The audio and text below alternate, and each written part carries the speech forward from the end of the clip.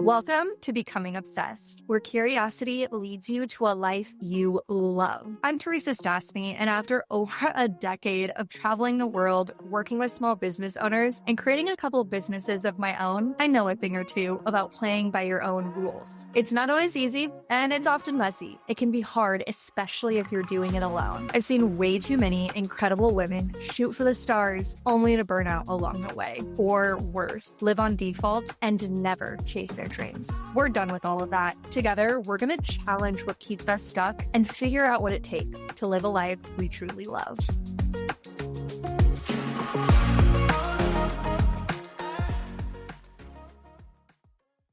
Episode 100. Oh my gosh. You guys, this is insane. This is episode 100 of Becoming Obsessed. We are over 3 years in to this journey. I officially started Becoming Obsessed in April of 2023. The first episode didn't go live until September of that year.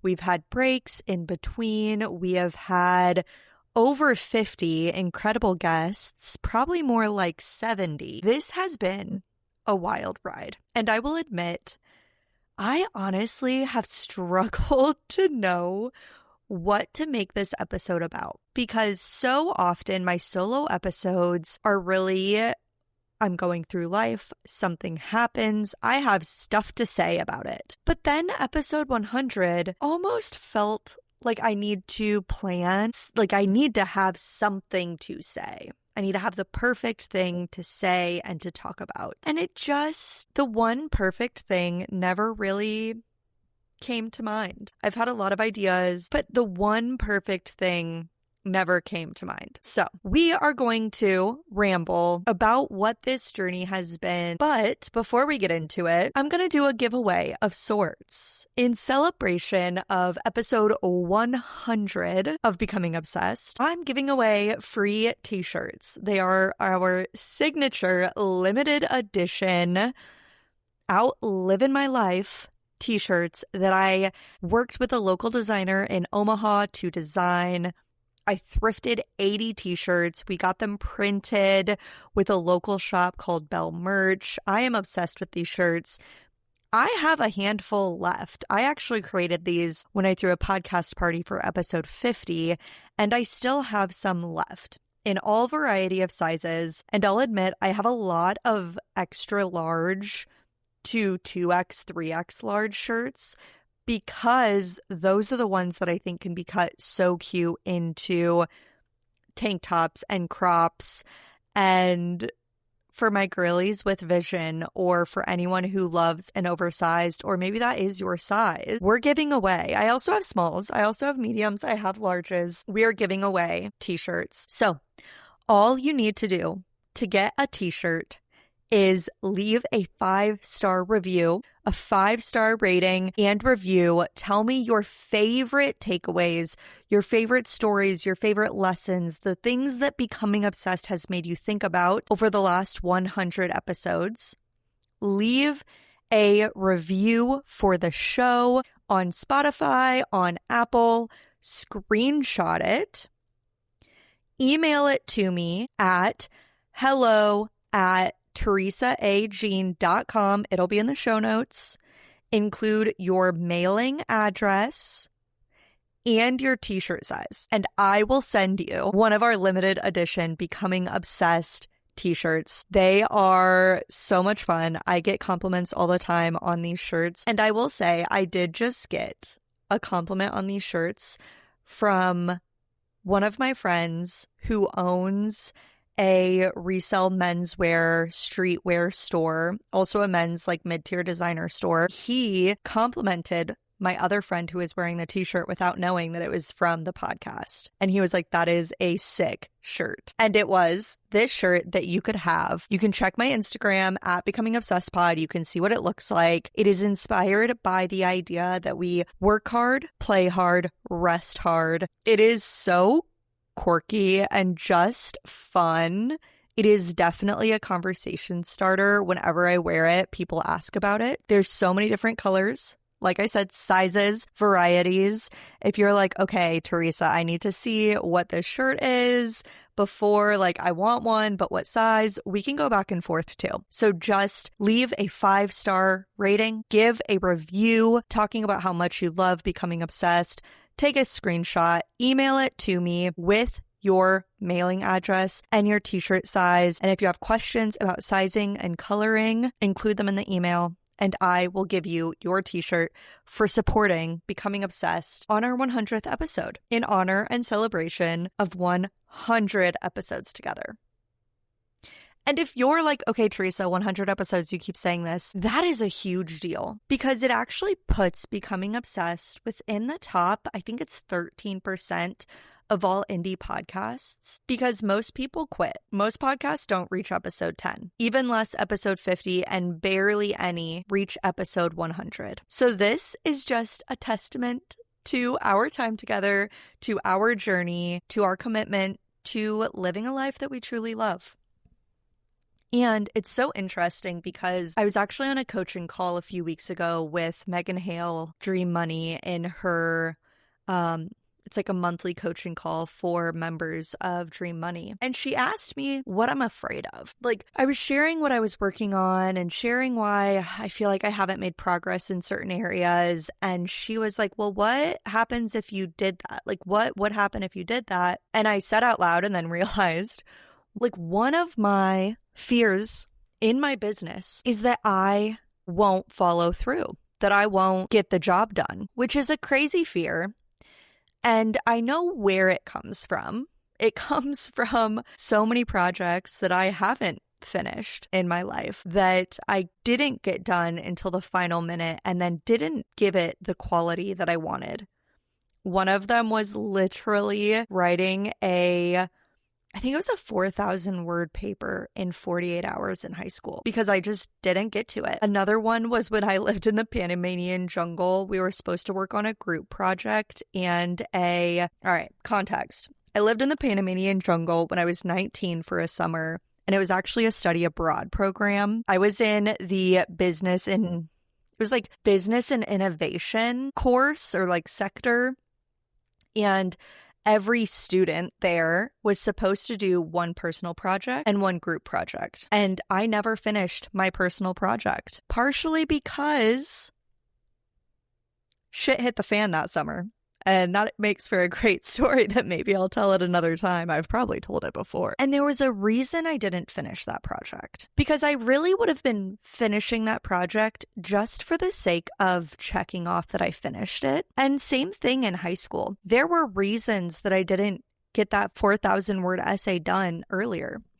I was so busy. It wasn't that I was putting things off for this, and doing nothing else. It is that I had so much going on and a little undiagnosed ADHD that other things took priority. And this fear has been coming up a lot in my business life, even though I'm working out of scope on things. That is something that I think some of us can relate to is, working out of scope. But I've just paid attention to this. And it's one of the reasons that I have been hesitant to, launch some type of ongoing offer. I think about it, I plan it, I've literally put things in motion so many times, and then I get scared, and then I don't pull the trigger. I don't do it. Why am I bringing this up right now? Because in real time, 100 episodes is proof that I do follow through. And yeah, I might have taken some breaks. And I've heard a lot of podcasters, successful podcasters, talk about how they have never missed a week. They have never missed a week. They have never missed an episode. And I hear that. And part of me then latches onto it and is like, oh, I have actually skipped weeks. I've skipped months on accident, unplanned. I have skipped months. And then I have that voice in my mind of these other podcasters who are successful and they've never missed a week. And the algorithm is not going to show the podcast if I miss a week, let alone miss months. But it doesn't have to be perfect, and it doesn't have to be done somebody else's way for it to be worth doing and for it to be proof that I do follow through. Because baby, this is episode 100. 100. But when I have conversations with other podcasters, I've heard other podcasters say the same thing I just said. You know, I've had to take breaks. I didn't mean to, but I needed to, or I got behind, or I just needed to prioritize something else, or I got in to a mindset where I just didn't feel like I was inspired by what I was talking about, or like I wanted to, like I had anything to say for that season of life. And this is so core to what this podcast is about. We hear these stories and we put these expectations on ourselves, or we take these moments in our life of not finishing the paper or not finishing the project, and we actually hold on to it and use it to mean something way bigger than what it means. We use it as evidence to tell ourselves a story that is actually just holding us back or putting pressure on ourselves in a way that doesn't actually push us forward and just makes us feel like we're not good enough, feel like we're not perfect enough, feel like because we skip some weeks, that means we're really not. I'm not actually a successful podcaster because I've skipped some weeks.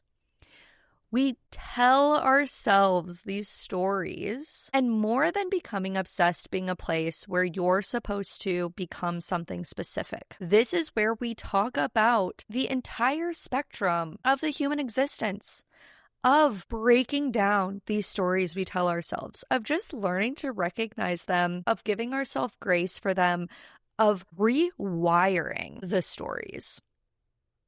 And it's interesting, and I talk about this a lot, and sometimes I contradict myself. Sometimes I say this is where I'm heading, and then a few months later, I'm heading somewhere else. But the core doesn't change. The way I approach it often does. The core is that we're exploring the human existence together. We're exploring. And in a lot of ways, I do feel my marketing brain, my business brain come out, and I think, what is the one thing that I should be known for? What is the one thing this podcast should be known for? What is the one thing that I should repeat over and over? Because that's what sells. That's what makes for good marketing and great solutions. Not marketing in a scammy way, but really strong solutions of, I listen to this podcast, I work with this person to get this result. And sometimes I do want Becoming Obsessed to be strategic in that way. But if you heard my birthday episode when I turned 30, I talked about letting go of that business mind and leaning into the creative side. The side where we don't have to be strategic. We don't always have to plan things out ahead of time. And a lot of times I enjoy my work the most when there is a clear direction, but not a clear plan, and you map it out as you go. And so that's often what, like today's episode, Becoming Obsessed really is. It's not that there's this one big promise, other than I've been playing with where curiosity leads you to a life you love. But instead of having that one clear thing that I say over and over, that one clear takeaway, this podcast is the journey. It is the middle, and it is really, I want to say the evidence, but I think it is more the reminder that so often we actually do not have the answers until we walk through it. In the last few weeks, I saw a post on Instagram or somewhere on the internet, who knows, where it was talking about when you show up into a room. I think it was maybe around like networking or extending your network or making collaborations and connections and whatever. But it was this concept that so often when we show up into a room, we feel like we need to be perfect, have it together, know exactly what we want to get out of that room. And it puts a lot of undue pressure on the situation.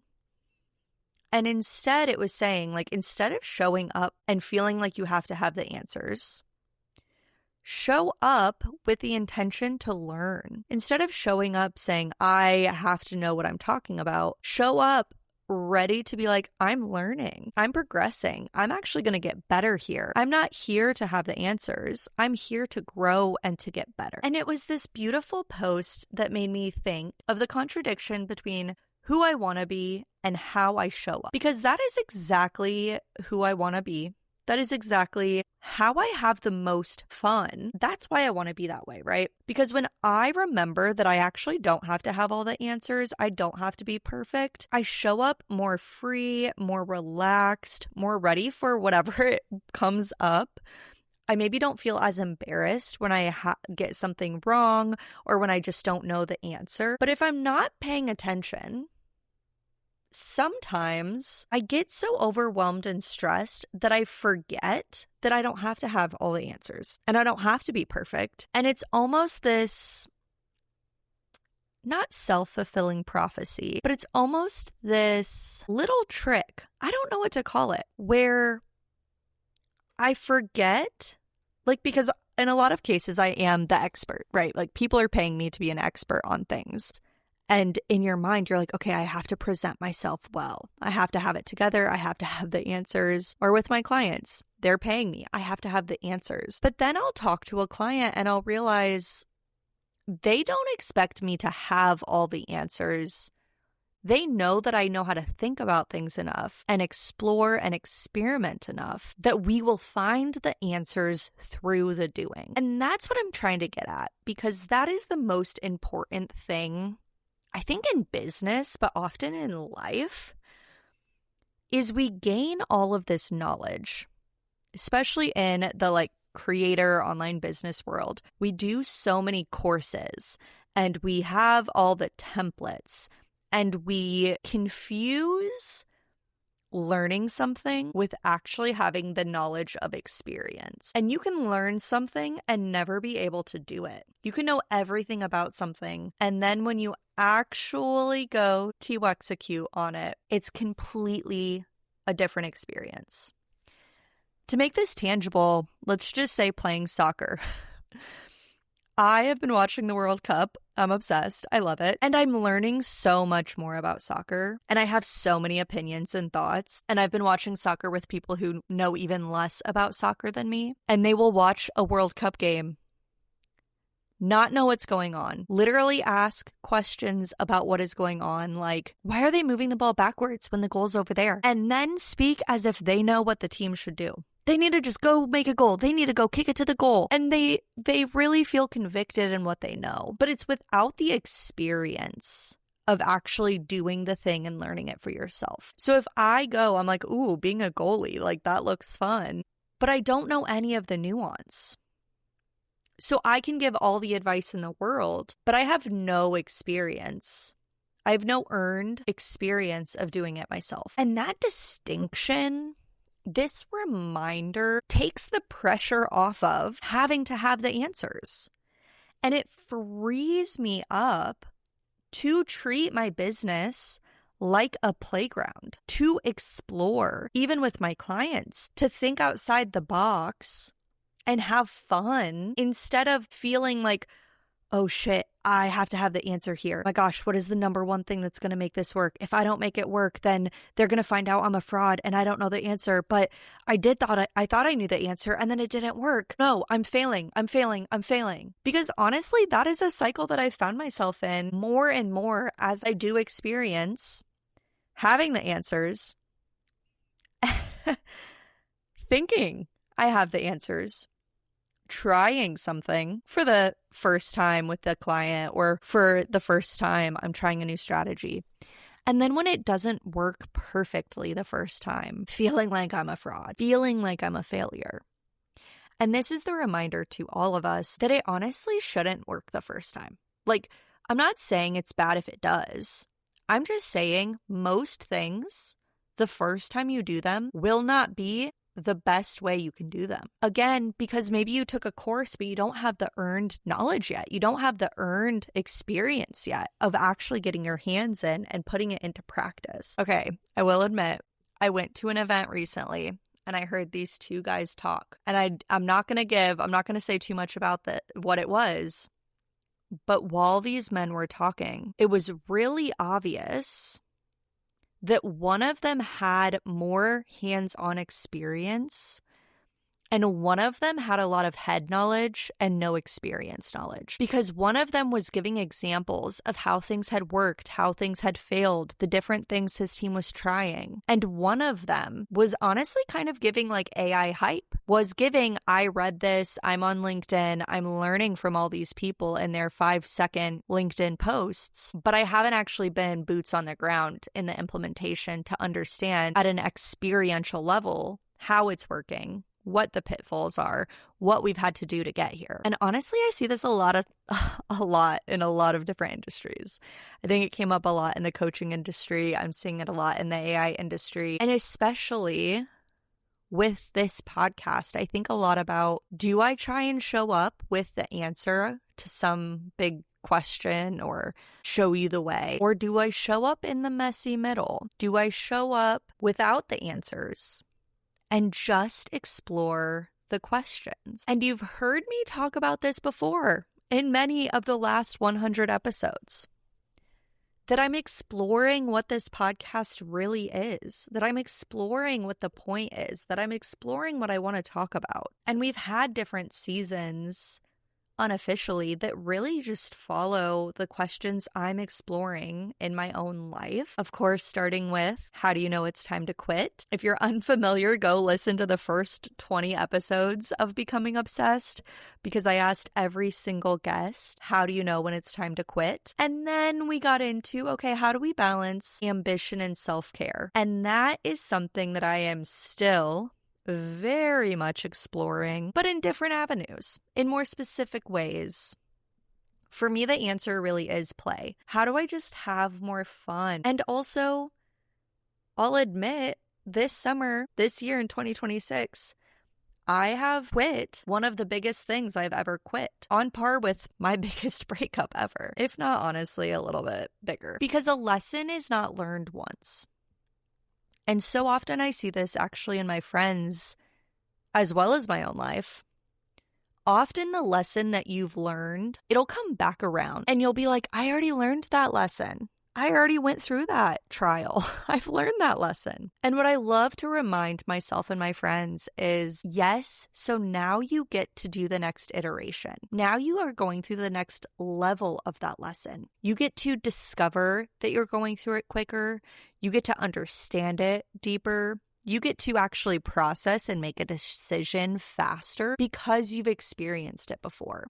I don't know if you are big on journaling, if you've ever gone through your journal and read an entry from years ago, and then you are like, wait a minute, that sounds really familiar. That's what I'm going through now. Oh my gosh, will I ever actually learn or talk about something else? I think it's a very common phenomena. And it's because that is one of those core things that it's probably going to stick with you. And that's one of the things that you're actually, the lessons that you've gone through, the things that you've processed. Part of that is just how you see the world. And so you see that problem. You see that come up more. And it'll probably come up again. And I think it's kind of cyclical. I think we get those next iterations. We get to level up. We learn something and then we get to practice it. We get to see how we react the next time. It's, again, that experiential, that earned knowledge, not just the head knowledge. Because the head knowledge tells me if I want to grow Becoming Obsessed to be the biggest podcast in the world, because that's every good podcaster's goal, right? I need to be more specific. I need to have the one thing, and everything should point in that one North Star, and it should be very succinct, and all the marketing and like all of the things I know. But the actual experience of doing something tells me a different story. It tells me that you can't have the answers until you actually walk the path to find them. That you won't know what sticks or what works until you test it. We think we should get it right the first time.